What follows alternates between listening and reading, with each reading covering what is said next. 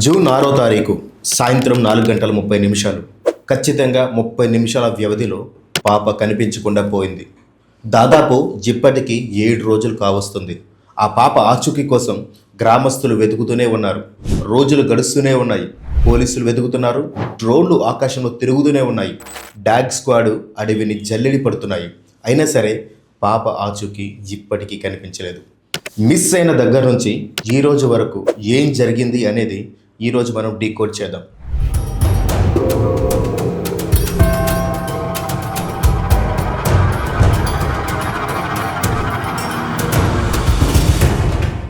ఈ పూర్తి స్టోరీ తెలియాలంటే ఇక్కడ మనం 5 విషయాల్ని డీకోడ్ చేయాలి. అందులో ఫస్ట్ నెంబర్ 1 అసలు ఘటన ఎలా జరిగింది. నెంబర్ 2 కుక్క ఎందుకు ఇంత ప్రధాన పాత్ర పోషిస్తుంది. నెంబర్ 3 పోలీసులు అసలు ఎలాంటి ఇన్వెస్టిగేషన్ ఇన్ని రోజులు జరిపారు. నెంబర్ 4 ₹1,00,000 ప్రైజ్ మనీ ఎందుకు ప్రకటించారు. నెంబర్ 5 అన్నిటికంటే విలువైంది అసలు ఆ పాప బ్రతికుందా లేదా. సో ఈ విషయాలన్నీ కూడా ఈరోజు చాలా సీరియస్గా డిస్కస్ చేద్దాం. మిస్ అవ్వకుండా లాస్ట్ వరకు చూడండి. ఫస్ట్ నెంబర్ 1 అసలు ఘటన ఎలా జరిగింది. అసలు విషయానికి వస్తే కాకినాడ జిల్లా తుని రూరల్ మండలంలోని అగ్రహార గ్రామం. వ్యవసాయ కూలీలైన గణేష్ భవానీల కుమార్తె జాహ్నవి. జూన్ 6వ తారీఖు సాయంత్రం ఇతర పిల్లలతో ఆడుకుంటున్న చిన్నారి ఒక్కసారిగా కనిపించకుండా పోయింది. కుటుంబ సభ్యులు మొదట చుట్టుపక్కల వెతికారు. అక్కడ కనిపించలేదు. కొద్దిసేపటికి ఆందోళన మొదలైంది. రాత్రంతా గ్రామస్తులు గాలించారు. ఎక్కడా కూడా పాప ఆచూకీ కనిపించలేదు. సో ఇక తల్లిదండ్రుల్లో భయం పూంచుకుంది. సో ఇక ఏం చేసేది లేక పోలీసులకు సైతం ఫిర్యాదు చేశారు. సో ఇక్కడతో మొదలైంది అస్సలు సిస్సలైన మిస్సింగ్ హిస్టరీ. సో ఇక్కడ నుంచి పోలీసులు రంగప్రవేశం చేశారు. జూన్ 6వ తారీఖు రాత్రి నుంచే ప్రతి ఒక్కరూ కూడా మొత్తం ఆ ప్రాంతాన్ని జల్లెడి పట్టారు. సో ఇక్కడ చాలా బాగా అర్థం చేసుకోవాల్సిన ఒక విషయం ఏంటంటే 3 సంవత్సరాల పాప సుమారు మహా అయితే ఎంత దూరం నడవగలుగుతుంది. ఒక మహా అయితే ఒక 10 కిలోమీటర్లు 20 కిలోమీటర్లు పోనీ అది కూడా అనుకుంటే అది పామాయిల్ తోటలతో నిండినటువంటి దట్టమైన అడవి లాంటి ప్రాంతం. అంటే మీరు విజువల్స్లో చూడొచ్చు. ఆ ప్రాంతంలో దాదాపు 6 అడుగులు 5 అడుగులు ఉన్న వ్యక్తికే నడుము వరకు మొక్కలు కనిపిస్తున్నాయి. సో ఆ పాప అంటే ఆల్మోస్ట్ ఒక 3 ఫీట్ ఆర్ 4 ఫీట్ ఉంటుంది. అంటే ఆ పాప కూడా కనిపించినంత ఎత్తులో చెట్లు పెరిగాయి. సో మరి అలాంటి ప్రాంతంలో పాప ఎన్ని కిలోమీటర్లు నడవగలదు. ఇంకొక పాయింట్ ఏంటంటే అదంతా కొండ ప్రాంతం. సామాన్య మనుషులు ఆరోగ్యంగా ఉన్న వ్యక్తులు కూడా ఎక్కలేనటువంటి ఎత్తైన కొండ ప్రాంతాలు. మరి పాప ఎలా దాటగలుగుతుంది. మరి అసలు ఆ పాప ఎంత దూరం ట్రావెల్ చేయగలుగుతుంది. సో ఇది నెంబర్ 1 సంఘటన జరిగింది. సో నెంబర్ 2 ఇక్కడ కుక్క ఎందుకు ప్రధాన పాత్ర పోషిస్తుంది. పాయింట్ నెంబర్ 2 కుక్క ఎందుకు ఇంత ప్రధాన పాత్ర పోషిస్తుంది. ఎందుకంటే పాప మిస్ అయిన రోజు పాపకి దాదాపు ఒక 10 మీటర్ల డిస్టెన్స్లోనే కుక్క ప్రయాణించింది. సో అంటే పాప మిస్ అయిన తర్వాత కుక్క కూడా అది ఆల్మోస్ట్ ఒక 2 డేస్ కనిపించలేదు. దాని తర్వాత 2 డేస్ తర్వాత కుక్క తిరిగి మళ్ళీ ఇంటికి వచ్చింది. ఇక్కడ ఆ కుక్క ఎందుకు అంత కీ రోల్ ప్లే చేస్తుంది అంటే ఆ కుక్క వాళ్ళ పెంపుడు కుక్క. ఆ పిల్లతో అత్యంత సన్నిహితంగా ఆ పిల్లతో పాటు తిరుగుతూ ఉంటుంది. ఆ పాప ఎక్కడికి వెళ్ళినా సరే ఆ కుక్క ఆ పిల్ల వెంటే ఉంటుంది అని తల్లిదండ్రులు చెప్తున్నారు. సో దీన్ని కొంచెం అడ్వాంటేజ్ పాయింట్లో చూస్తే అంటే పాప ఎక్కడ ఉంది అనేది కుక్కకు తెలిసే అవకాశం ఉందని పోలీస్ సిబ్బంది కూడా చాలా గట్టిగా నమ్మారు. సో అందువల్ల 2వ రోజు కుక్క తిరిగి వచ్చిన వెంటనే దాన్ని పట్టుకునే ప్రయత్నం చేశారు. కానీ అక్కడ ఉన్నటువంటి పోలీసులు ఆ ఫైర్ సిబ్బంది వాళ్ళందరినీ చూసరికి కుక్క భయపడిపోయి మళ్ళీ అడవిలోకి పారిపోయింది.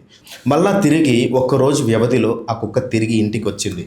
సో అప్పుడు పోలీసులు చాలా చాకచక్యంగా ఆ కుక్కను పట్టుకుని GPS ట్రాకర్ను అమర్చారు. సో ఆ కుక్క GPS ట్రాకర్ని అమర్చిన తరువాత దాదాపుగా 400 మీటర్ల రేడియస్లోనే తిరుగుతుంది తప్ప అక్కడ నుంచి ఇక వేరే ప్రాంతానికి వెళ్ళట్లేదు. సో అంటే ఇక్కడ మనం ఇంతకు ముందు అనాలిసిస్ చేసిన పాయింట్ ప్రకారం చూసినట్లయితే ఒక పాప సుమారు అంత దట్టమైన అడవి ప్రాంతంలో ఎంత దూరం నడిచి ఉండొచ్చు. మహా అయితే ఒక 400 లేదంటే 500 మీటర్లు. సో ఇక్కడ కుక్క కూడా కీ రోల్ ప్లే చేసింది. ఆ కుక్క కూడా దాదాపు 400-500 రేడియస్లోనే తిరుగుతుంది తప్ప అంతకు మించి ఎక్కువ డిస్టెన్స్ వెళ్ళట్లేదు. సో ఇక్కడ ఒక విషయం చాలా క్లియర్గా అర్థమవుతుంది. ఆ పాప మిస్ అయితే ఆ ప్రాంతంలోనే ఆ రేడియస్లోనే ఉండాలి. సో మరి ఎందుకు ఇన్ని రోజులు డిలే పడుతుంది. ఇన్ని రోజులు డిలే అవ్వడానికి గల ప్రధాన కారణాలు. పోలీసులు ఈ కేసును అత్యంత ప్రాధాన్యంగా తీసుకున్నారు. 10 ప్రత్యేక బృందాలను కూడా ఏర్పాటు చేశారు. SDRF బృందాలు రంగంలోకి దిగాయి. డ్రోన్ల ద్వారా అడవిని జల్లి పడుతున్నారు. ఒక పక్క నుంచి డాగ్ స్క్వాడ్ కూడా అడవి ప్రాంతం మొత్తం కూడా చూస్తున్నారు. మరొక వైపు ఏదైనా ప్రమాదకరమైన విషయం జరిగి ఉండొచ్చేమో అనుకుని చెరువులు, గుంతలు, కొండ ప్రాంతాలు అన్నిటినీ పూర్తిగా తనిఖీ చేస్తున్నారు. దాదాపు 1000 ఎకరాల అడవి ప్రాంతం జల్లెడ పడుతున్నారు. అంతేకాకుండా సీసీటీవీ ఫుటేజ్లు కూడా పరిశీలిస్తున్నారు. అయినా సరే ఇన్ని రోజులైనా ఆ పాప కనిపించకపోవడానికి మెయిన్ రీజన్ అది దట్టమైన ఫారెస్ట్ ఏరియా.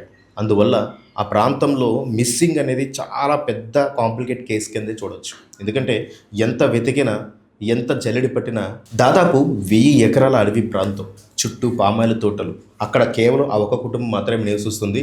దూర ప్రాంతాల నుంచి వలస కూలీలు వచ్చి అక్కడ పనిచేసి వెళ్తూ ఉంటారు. సో మరి అలాంటి ప్రాంతంలో పాప మిస్ అయిన దగ్గర నుంచి అంతమంది సిబ్బంది, అంత ఎక్విప్మెంటు, అంత టెక్నాలజీ కూడా వెతికినా సరే పాప కనిపించట్లేదు. సో మనం ముందు చెప్పినట్లుగానే పాప ఉంటే ఆ 400, 500 రేడియస్లోనే ఉండాలి. నెంబర్ 2 వచ్చేసరికి ఆ కుక్క కూడా ఆ 400, 500 రేడియస్లోనే తిరుగుతుంది తప్ప అక్కడ మించి వెళ్ళట్లేదు.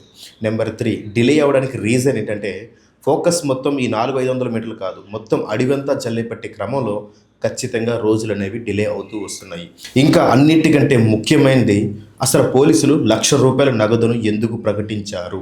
ఎందుకంటే ఒకవేళ ఎవరైనా డబ్బు కోసం ఆశపడి ఆ పాపని కనుక కిడ్నాప్ కానీ లేదంటే కనుక దాచిపెట్టే ప్రయత్నం చేస్తుంటే కనీసం ఆ పాప మాకు కనిపించింది అని చెప్పి నగదు బహుమతి కోసమైనా సరే ఆ పాపను తిరిగి అప్పగిస్తారని పోలీసులు ఒక సదుద్దేశంతో తూర్పుగోదావరి జిల్లాకు సంబంధించిన పోలీస్ సిబ్బంది ఆ ₹1,00,000 నగదును కూడా ప్రకటించారు. అయినా సరే ఎవరు ఆచూకీ చెప్పడం లేదు. ఒకవేళ నిజంగా డబ్బు కోసం కనుక ఎవరన్నా పాపని కనుక దాచిపెట్టుంటే ఖచ్చితంగా ఆ ₹1,00,000 కోసమన్నా పాపను బయట పెట్టుండాలి. కానీ ఇప్పటి వరకు ఎలాంటి ఆచూకీ కూడా పాపకు సంబంధించి దొరకలేదు. నెంబర్ 5 అన్నిటికంటే చాలా ముఖ్యమైనది అసలు పాప బ్రతికుందా లేదా?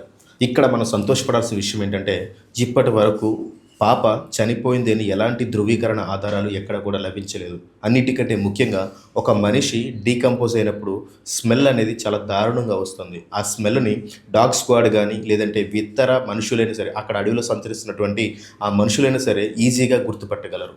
ఆ అవశేషాలను బట్టి ఆ పాపదా కాదా మృతదేహం అని ఐడెంటిఫై చేయొచ్చు. కానీ ఇప్పటి వరకు అలాంటి ఆచూకీ ఏది కూడా లభించలేదు. అంటే ఇక్కడ మనం చాలా క్షుణ్ణంగా కనుక డీప్గా కనుక చూడగలిగితే ఆ పాప ఇప్పటికీ బ్రతికే ఉంది అని చెప్పొచ్చు. అంతేకాకుండా ఆ పాప ఖచ్చితంగా ఎక్కువ దూరం కూడా ప్రయాణించి ఉండదు. ఎందుకంటే దాదాపు ఇప్పటికి 7 రోజులు కావస్తుంది. ఖచ్చితంగా 7 రోజుల పాటు ఒక మనిషి ఇలాంటి ఆహారం లేకుండా ఉండడం అనేది చాలా కష్టం. కానీ పాప ఖచ్చితంగా ఆ ప్రాంతం నుంచి వేరే ప్రాంతానికి ఎవరైనా తీసుకుని వెళ్ళి ఉండొచ్చు అనేది చాలా బలంగా వినిపిస్తున్న ఆరోపణ ఇందులో. ఎందుకంటే ఖచ్చితంగా 7 రోజుల పాటు ఒక మనిషి తినకుండా అదే ప్రాంతంలో ఉంటే ఖచ్చితంగా డీకంపోజ్ అయ్యి అనారోగ్యానికి గురయ్యి చనిపోయే అవకాశం చాలా ఎక్కువగా ఉంది. అయినా సరే ఇప్పటివరకు అలాంటి సంకేతాలు ఏమీ రాలేదు కాబట్టి ఖచ్చితంగా ఆ పాపని ఎవరైనా కిడ్నాప్ చేశారనేటువంటి వాదనలు ఇప్పుడు చాలా బలంగా వినిపిస్తున్నాయి. ఎందుకంటే దాదాపు 1000 మంది టీంతో ఉన్నటువంటి పోలీస్ సిబ్బంది, ఫైర్ సిబ్బంది, డ్రోన్లు, సీసీ కెమెరా అంతా అడవి జల్లెడ పట్టినా సరే ఇప్పటికీ ఆ పాప ఆచూకీ కనిపించలేదు. సో ఏది ఏమైనా సరే ఆ తల్లి మాత్రం నా కూతురు నాకు కావాలి అని కన్నీరు మున్నీరై వెలిపిస్తుంది. సో ఆ పాప కోసం ఈ వీడియోని 10 మందికి షేర్ చేయండి. కనీసం ఈ ఇన్ఫర్మేషన్ చూసిన తర్వాత అయినా సరే ఎవరైనా సరే ఆ పాప ఆచూకీ అయినా సరే ఆ తల్లిదండ్రులకు తెలియజేయవచ్చు. కాబట్టి ఖచ్చితంగా ఈ వీడియోని అందరికీ షేర్ చేయండి. అదేవిధంగా మీ అభిప్రాయాన్ని కూడా కామెంట్ రూపంలో తెలియజేయండి.